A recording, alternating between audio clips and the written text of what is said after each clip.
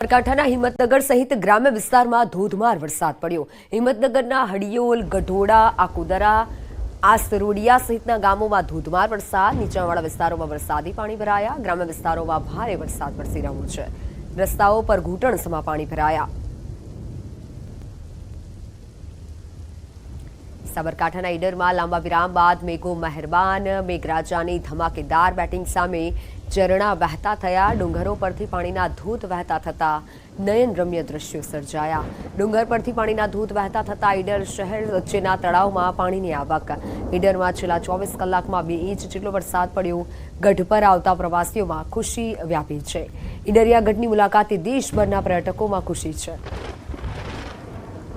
સાબરકાંઠામાં Ahmedabad Udaipur national highway પર ભારે ટ્રાફિક જામ થયો। હિંમતનગરના સહકારી જીન ચોકડી પર ભારે ટ્રાફિક થતા વાહન ચાલકો અટવાયા। વારંવાર અહીં ટ્રાફિક જામની સમસ્યા સર્જાય છે।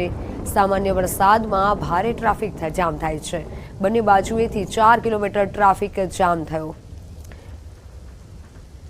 તો સાબરકાંઠાથી ફોનલાઈન પર સંવાદદાતા ઈશાન જોડાઈ ચૂક્યા છે। ઈશાન, સાબરકાંઠામાં કેવો વરસાદ છે? એક તરફ ઈડરમાં પણ લોકોને હાલાકી પડી રહી છે।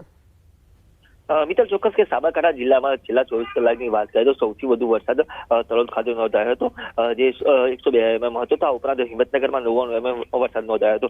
નોંધનીય છે કે વહેલી સવારથી હિંમતનગર સહિત ગ્રામ્ય વિસ્તારમાં ધોધમાર વરસાદ વરસી રહ્યો છે। તો હિંમતનગર જે સાબરકાંઠા જિલ્લામાંથી પસાર થતો અમદાવાદ ઉદયપુર નેશનલ હાઈવે છે કે જ્યાં સરકારી જીન ચોકડી પાસે ભારે ટ્રાફિક જામ થાય છે। દર વર્ષે સામાન્ય વરસાદ હોય તો ટ્રાફિક જામની સમસ્યા સર્જાતી હોય છે, જેના કારણે વાહન ચાલકોને મુશ્કેલી પડતી હતી। હાઈવેનું 6 લેનમાંથી માં રૂપાંતર થઈ રહ્યું છે, ત્યારે જે 3 જગ્યાએ પુલ છે જે પુલ ન બનતા આ પ્રકારની હાલાકીનો સામનો કરવો પડતો હોય છે। તો આ ઉપરાંત વાત કરીએ ઈડરગઢની, તો ઈડરગઢ ઉપર અત્યારે વરસાદ પડવાને લઈને જે ઝરણા વહેતા થયા છે, જે આહલાદક વાતાવરણ સર્જાયું છે। ખાસ કરીને ઈડરગઢ આમ તો રાજ્યમાં ગુજરાતની ધરોહર માનવામાં આવે છે, ત્યાંથી જે ઝરણા વહેતા થતા લોકોમાં પણ ખુશીનો માહોલ જોવા મળે છે। જી મિત્ર। બિલકુલ ઈશાન, આભાર માહિતી બદલ। વરસાદની જો વાત કરીએ તો હવામાન વિભાગ દ્વારા જે આગાહી કરવામાં આવી અને આ સાથે વડોદરા વાસીઓ માટે એક ચિંતાજનક સમાચાર છે। વિશ્વામિત્રી નદીએ ભયજનક સપાટી વટાવી છે। સવારે 7:44 વાગે સપાટી 27.19 ફૂટે નોંધાઈ છે। નદીની ભયજનક સપાટી 26 ફૂટ છે। વિશ્વામિત્રી નદી ભયજનક સપાટી ઉપર વહી રહી છે। નદીના સતત વધી રહેલા જળ સ્તરે તંત્રની ચિંતા વધારી છે। આજવા સરોવરની જળ સપાટી વધી 212.20 ફૂટે પહોંચી છે। મોડી રાત સુધી નીચાણવાળા વિસ્તારના લોકોનું સ્થળાંતર કરવામાં આવ્યું।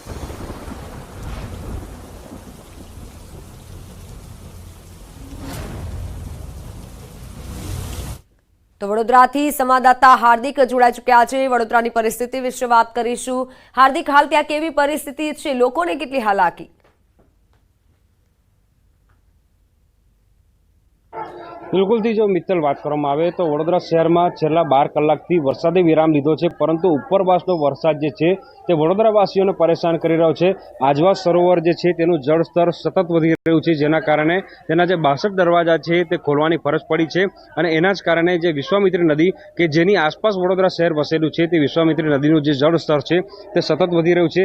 અત્યારના જો તાજા આંકડાની વાત કરવામાં આવે તો વિશ્વામિત્રી નદી જે છે તે 27.72 ફૂટે વહી રહી છે અને તમે કીધું દર્શકોને પ્રમાણે કે 26 ફૂટ જે છે તે ભયજનક સપાટી છે। એટલે વિશ્વામિત્રી નદીએ પોતાની ભયજનક સપાટી જે છે તે વટાવી દીધી છે અને લગભગ 31-32 ફૂટની આસપાસ જો વિશ્વામિત્રી નદી વહેવા લાગે તો જે કાલાઘોડા બ્રિજ છે તે બંધ કરી દેવો પડે તે પ્રકારની નોબત જે છે તે આવી શકે છે। આ દ્રશ્યો તમે જોઈ રહ્યા છો તે અકોટા વિસ્તારના દ્રશ્યો છે અને વિશ્વામિત્રીને કાંઠે જ વસેલું અકોટા ગામ છે અને અકોટા વિસ્તારમાં કયા પ્રકારના દ્રશ્યો છે જોઈ શકાય છે કે આ Darshanam avenue residence plus commercial area આવેલો છે અને આ બિલ્ડિંગમાં જોઈ શકાય છે કે દુકાનો જે છે ત્યાં જઈ શકાય તેવા પ્રકારની પરિસ્થિતિ નથી અને અહીંયા જે પાણી જે છે તે વિશ્વામિત્રી નદીના ફરી વળ્યા છે। આવા જવાનો રસ્તો જે છે તે બંધ થઈ ગયો છે। જો આ જ રીતે સતત જળ સ્તર વધતું રહેશે તો આ દર્શનમ એવન્યુના લોકો જે છે અને પરશુરામ ભઠ્ઠાના લોકો જે છે તે એમના રેસ્ક્યુ કરવા પડે તેવા પ્રકારની પરિસ્થિતિનું નિર્માણ જે છે તે થઈ શકે છે। આ દર્શનમ એવન્યુની અંદર તમે જોઈ શકો છો કે સ્થાનિક લોકો જે છે પોતાના ઘરની અંદર પુરાઈ રહેવા માટે મજબૂર બન્યા છે। અત્યારે આપણે અકોટા વિસ્તારની વાત કરી રહ્યા છીએ, પરંતુ વડોદરા શહેરના જુદા જુદા વિસ્તાર હોય, હરસર ગામ હોય કે પછી અન્ય કોઈ ગામો હોય તેની આસપાસ આ જ પ્રકારની પરિસ્થિતિ છે. સાવલીની વાત કરીએ તો સાવલીમાં પણ અત્યારે જે પાણી છે તે ફરી વળ્યા છે. બીજી વાત કરીએ ડભોઈની તો ડભોઈમાં પણ આ જ પ્રકારની પરિસ્થિતિ છે તે જોવા મળી રહી છે. વડોદરાવાસીઓ અત્યારે એક જ પ્રાર્થના કરી રહ્યા છે કે મેઘરાજા જે છે તે વિરામ લે. જો મેઘરાજા વિરામ લેશે તો જ વડોદરાવાસીઓને આ પૂરની પરિસ્થિતિમાંથી રાહત મળશે. તંત્ર જે છે તે કહી રહ્યું છે કે જળસ્તર ઓછું થઈ ગયું છે વિશ્વામિત્રીનું, પરંતુ એવું નથી. તંત્ર જે છે એમ પણ કહી રહ્યું છે કે જે પાણી ભરાયા હતા તે પાણી ઓસરી ગયા છે, પરંતુ પાણી ઓસર્યા છે કે નહીં એનો ખુલાસો જે છે તે ન્યૂઝ 18 ગુજરાતીની ટીમ જે છે અત્યારે ટીવી સ્ક્રીન પર કરી રહી છે. આ વળવી વાસ્તવિકતા છે. ગઈકાલની વાત કરીએ તો ગઈકાલે આખું વડોદરા શહેર પાણીમાં ડૂબી ગયું હતું, ત્યારે 12 કલાકના વિરામ બાદ પણ આ પ્રકારની પરિસ્થિતિ અહીંયા જોવા મળી રહી છે.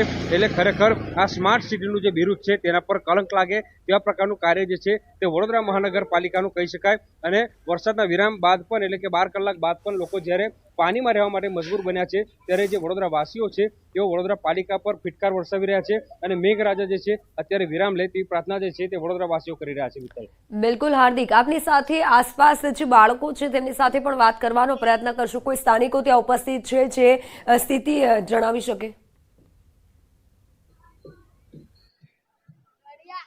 બિલકુલથી જો સ્થાનિક લોકો અહીંયા પાછળના દ્રશ્યો તમને બતાવીશ કે સ્થાનિક લોકો જે છે તેમના ઘરના ઓટલા સુધી પાણી જે છે તે આવી ગયું છે. સ્થાનિક લોકો સતત એક જ ચિંતા જે છે તે વ્યક્ત કરી રહ્યા છે કે આ પાણી જે છે ધીરે ધીરે ઓસરી જાય, કારણ કે જો પાણીનું સ્તર વિશ્વામિત્રી નદીમાં વધતું રહેશે તો સ્વાભાવિક વાત છે કે લોકોને ચોક્કસથી મુશ્કેલી પડવાની છે અને લોકોનું ઘરની બહાર અત્યારે નીકળવું મુશ્કેલ તો થયું જ છે, પરંતુ વધારે હાલાકી થશે. એક બેન છે અત્યારે ઘરની બહાર બેઠા છે, તેમની સાથે વાત કરીશું.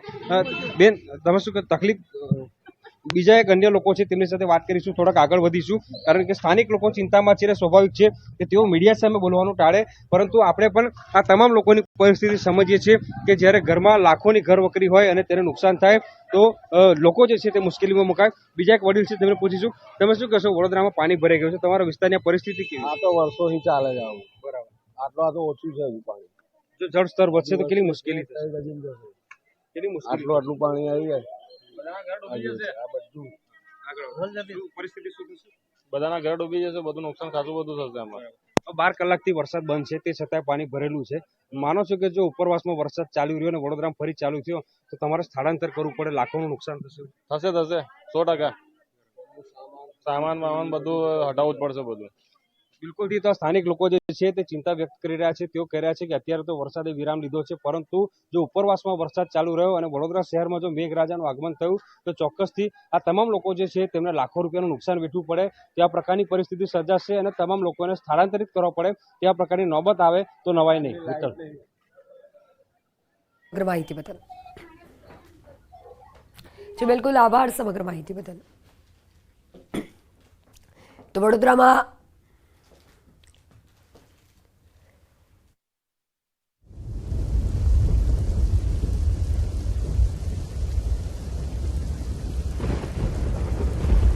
ઉપરવાસમાં સતત વરસી રહેલા વરસાદને કારણે વડોદરાના આજવા સરોવરનું જે જળ સ્તર છે તે સતત વધી રહ્યું છે અને જળ સ્તર છે તેને મેન્ટેન કરવા માટે જે પાણી છે તે વિશ્વામિત્રી નદીમાં છોડવામાં આવી રહ્યું છે. અને અત્યારે સીધા દ્રશ્યો તમને બતાવીશું. કાલાઘોડા બ્રિજ નજીકના દ્રશ્યો છે અને જોઈ શકાય છે કે વિશ્વામિત્રી નદીનું રૌદ્ર સ્વરૂપ જે છે તે જોવા મળી રહ્યું છે.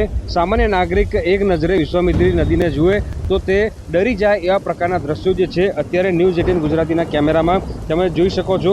બીજી વાત કરીએ તો આજવા સરોવરની સપાટી 212.15 ફૂટે પહોંચી છે અને આ સપાટી જે છે તેને મેન્ટેન કરવા માટે જ આજવા સરોવરમાંથી વિશ્વામિત્રીમાં પાણી જે છે તે છોડવામાં આવી રહ્યું છે. આજવા સરોવરના 62 જેટલા દરવાજા છે તે ખોલવામાં આવ્યા છે. અત્યારે તમે આ ભયાવહ દ્રશ્યો જોઈ રહ્યા છો કે વિશ્વામિત્રી નદીના દ્રશ્યો છે અને વિશ્વામિત્રી નદી જે છે તે 26 ફૂટે પોતાની જે ભયાવહ સ્થિતિ છે તેના પર પહોંચી જતી હોય છે. ત્યારે અત્યારે જળસ્તરની વાત કરીએ વિશ્વામિત્રી નદીનું તો 27.72 ફૂટે વિશ્વામિત્રી નદી જે છે તે વહી રહી છે. બીજી વાત કરીએ તો વિશ્વામિત્રી નદીની સપાટી વધતાની સાથે જ આ જે બ્રિજ તમે સામે જોઈ રહ્યા છો ત્યાં પોલીસનો બંદોબસ્ત જે છે તે ગોઠવી દેવામાં આવ્યો છે અને કાલાઘોડા બ્રિજ પર લોકો નદી જોવા માટે ન આવે તેના માટે પોલીસ બંદોબસ્ત ગોઠવાયા છે. તો વડોદરા મહાનગરપાલિકાની કેટલીક જે ટીમો છે તેને સ્ટેન્ડ બાય રાખવામાં આવી છે. વિશ્વામિત્રી નદીએ ભયજનક સપાટી વટાવતાની સાથે જ જે નીચાણવાળા વિસ્તારો છે ત્યાં પાણી ફરી વળ્યા છે અને અનેક એવા વિસ્તારો છે કે જ્યાં સ્લમ એરિયા આવેલો છે ત્યાંથી જે સ્થાનિક લોકો હોય છે તેમનું રેસ્ક્યુ કરવાની પ્રક્રિયા જે છે તે હાથ ધરવામાં આવી છે અને મોટી માત્રામાં જે નીચાણવાળા વિસ્તારમાં રહેતા લોકો છે તેમને અત્યારે અન્ય સ્થળે સ્થળાંતરિત કરવામાં આવ્યા છે।